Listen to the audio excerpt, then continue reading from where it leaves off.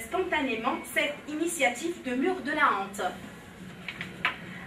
La récession économique de 1965, l'agitation sociale et politique des années 1966-1969 se traduiront en RFA par la formation inédite d'un gouvernement dit de grande coalition, rassemblant tous les partis siégeant au Parlement.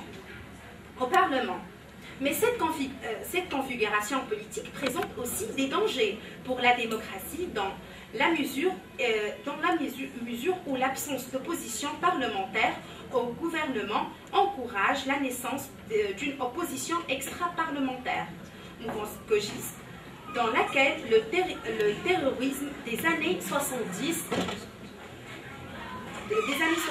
trouvera quelques sympathies. En 1969, la RFA a choisi pour la première fois depuis la guerre un parlement à majorité socialiste. Willy Brandt est élu chancelier à la tête d'un gouvernement, le FDF, avec Walter Scheel aux affaires étrangères. Ils seront les artisans du grand tournant diplomatique des années 1970.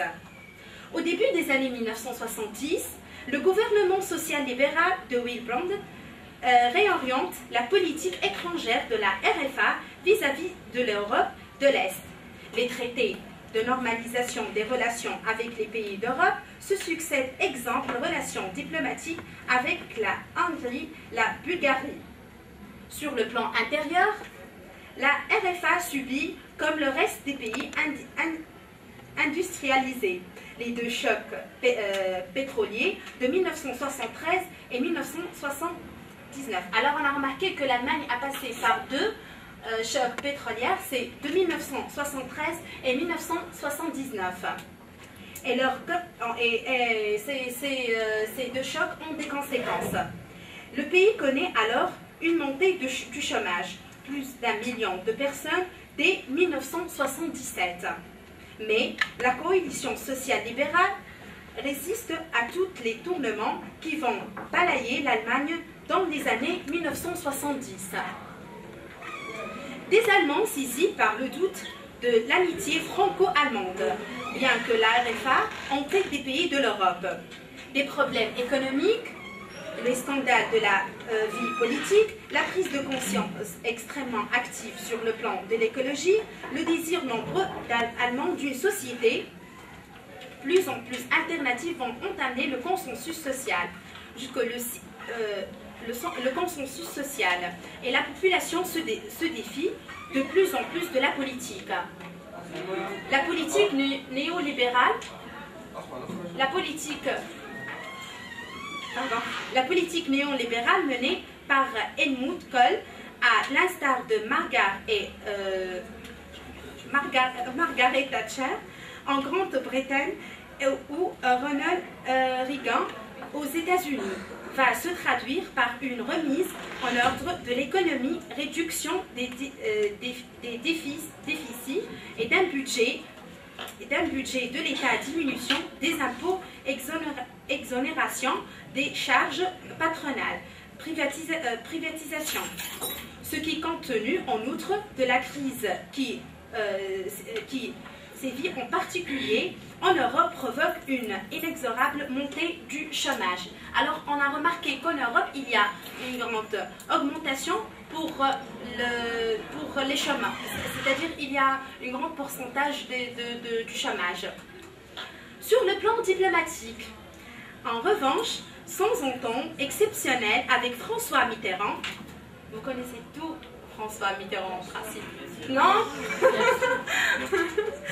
Alors, sur le plan diplomatique, en revanche, sans entente exceptionnelle avec François Mitterrand, permettra le renforcement des liens d'amitié entre les deux pays et facilitera, après la réunification, les progrès de la construction européenne, à commencer par l'acte unique, exemple la préparation de la monnaie unique, l'euro. L'année 1989, celle du 40e anniversaire de la fondation de la RDA, marque le début de l'effondrement du socialisme étatique. En fait, l'arrivée au pouvoir depuis quelques années de Gorbatchev en URSS et sa politique de perestroïka vont être déterminantes dans la réunification allemande. Le 2 mai, la Hongrie décide de démanteler le rideau de fer qui la sépare de l'Autriche voisine, puis la Pologne et la Tchécoslovaquie. Les Allemands de l'Est se vus cet été l'heure de leurs frontières et leur exode massif valeur de désaveu pour en équerre. Même Gorbatchev condamne le SED lors de festivité du 40e anniversaire. La vie punit ce qui va arriver trop tard. Il a dit que la vie vraiment punit ce qui va arriver trop tard. Alors, le 17 octobre 1989, Honecker démissionne. Il est remplacé par Egan Krenz par les mesures de libération.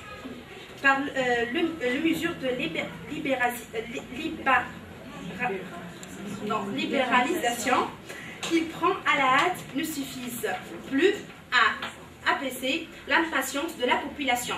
Le 9 novembre, Gunther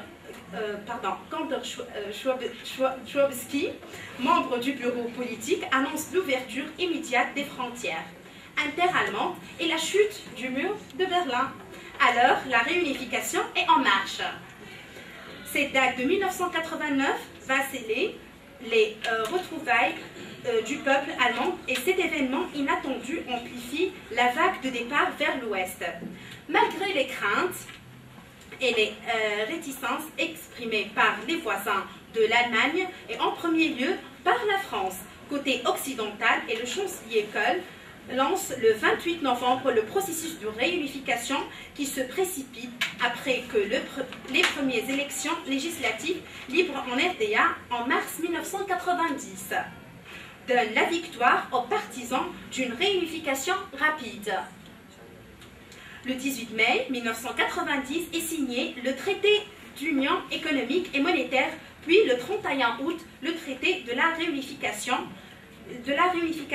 ratification par les deux parlements le 20 septembre, le traité entre les deux Allemagnes et les quatre vainqueurs du 12 septembre à Moscou porte règlement final de la question allemande en rétablissant l'Allemagne dans sa pleine souveraineté et en mettant fin aux droits réservés des puissances occupantes issus des accords de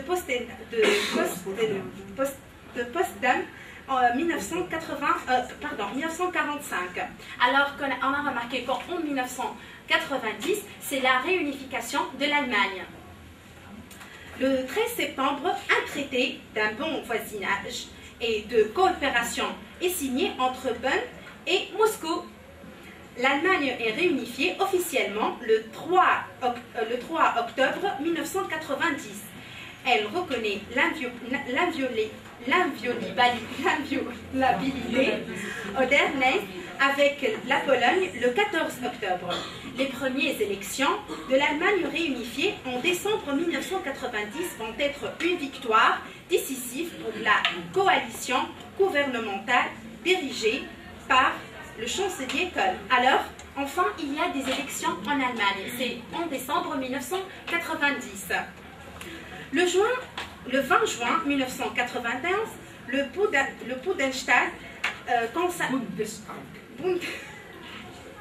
Bundestag consacre à nouveau Berlin comme capitale de l'Allemagne. Depuis 1991 jusqu'à 2001, l'Allemagne est en succès durant les premières années de sa réunification. L'Allemagne aspirait à une structurelle, d'où le retour à la méthode avant 1989, c'est-à-dire la concertation permanente avec les partenaires face. Mais c'est Berlin qui en a fixé les critères. L'Allemagne est notamment à l'origine du pacte de stabilité qui lui sera imposé par les armes comme en 1914 ou en 1939. Ce serait une hégémonie douce selon l'expression 2002. Fin de 2002, l'Allemagne est en situation renversée car celle et lui pèsera dès 2002 sa voisine régulièrement pour qu'il y ait des structures de concentration européennes. Avec l'affaire irakienne et la position gaullienne, c'est appartient à Charles de Gaulle, de Jacques Chirac, qui s'est posé à l'intervention militaire américaine en mars 2003. C'est la France qui reprend l'inspiration de Willy Brandt. L'année 2005, c'est l'année de vérité pour l'Allemagne. Hier, elle est impressionnée par sa menée, ses performances économiques, son dynamisme à l'exportation.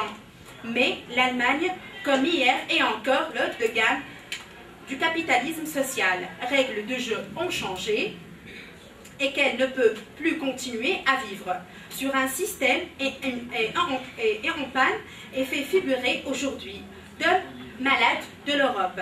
Alors l'Allemagne est considérée en 2005 l'homme malade de l'Europe. Depuis 3 ans, la croissance économique est en chute libre. Elle a même été négative, moins 0,1% en 2003. Depuis 1996, l'Allemagne accuse un retard annuel de croissance dans ses lourdeurs à l'heure de la mondialisation. En 2006 et 2007, on a la reprise allemande. Cette reprise est retraitée à 65 puis 67 ans. Modernisation 1,1% par des prélèvements sur la production et le travail 3 ans après, Angela Merkel, qui a succédé à Schröder, et sa grande coalition offensive fondée sur la restriction du capitalisme allemand. Elle est durable car fondée sur la repositionnement de l'industrie allemande, dont la production a augmenté de plus de 20% depuis 2000 grâce aux délocalisations vers les pays émergents et à la baisse des coûts unitaires de production de touche les dividendes de la réforme du modèle allemand. La reconnaissance, la renaissance, le boom des exportations, 12,7%. La relance de l'investissement productif, plus 7,9%. Et le réel de la consommation, plus 0,6%. Avec la baisse des coûts salariaux. Enfin, après la catastrophe du nazisme et la défaite de 1945, l'Allemagne, qui fêtera en novembre en grande pompe le 20e anniversaire de la chute du mur de Berlin, n'a plus du patriotisme. Merci beaucoup.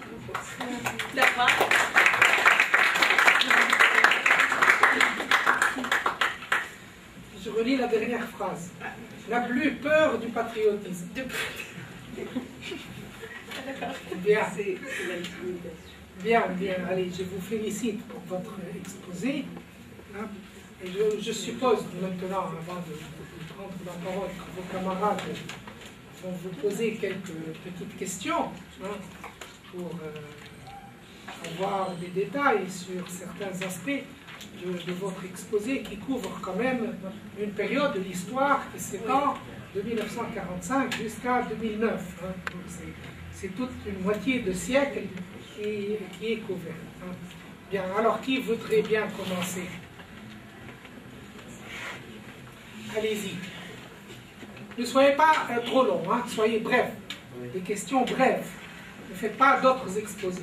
Pour les questions, c'est M. Rabachoui. Il est là, vous pouvez poser toutes vos questions. Moi, je crois que c'est la personne qui avait composé l'exposé qui devrait répondre aux questions. Voilà, oui, vous avez raison. Allez-y. La première question est que, qu'est-ce qu'une hégémonie? Qu'est-ce qu'une hégémonie? Oui. Oui. Vous Ensuite, ne comprenez pas le mot hégémonie? oui. Oui. Une configuration politique. Mhm. Qu'est-ce que le capitalisme social? Le capitalisme social, oui. Et que signifie SED quand elle a parlé de Gorbatchev? SED. C'est tout. D'accord.